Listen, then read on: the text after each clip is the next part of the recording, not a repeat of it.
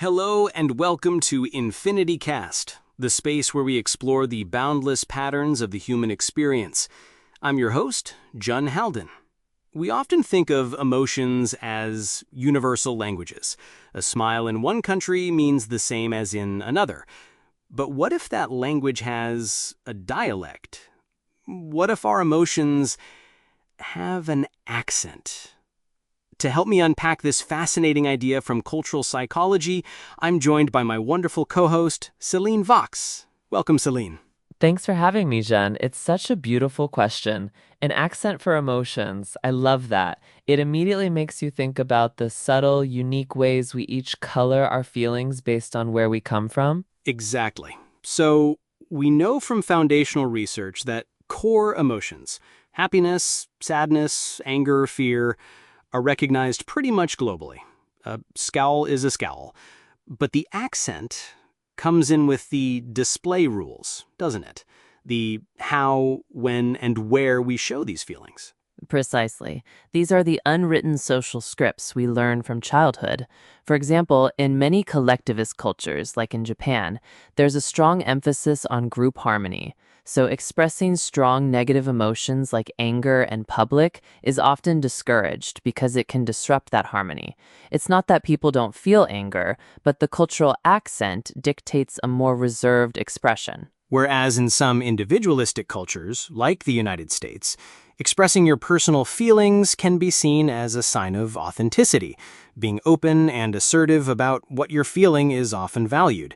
It's the difference between a quiet, contained sigh and a more vocal, "Oh, I'm so frustrated." Right, and it even applies to positive emotions. Research by psychologist Jean Tsai at Stanford has shown that what constitutes an ideal positive feeling varies. In American culture, high arousal emotions are often prized. Excitement, elation, enthusiasm. Think of a big, toothy grin and high energy. The kind of happiness you see in advertisements? Exactly that.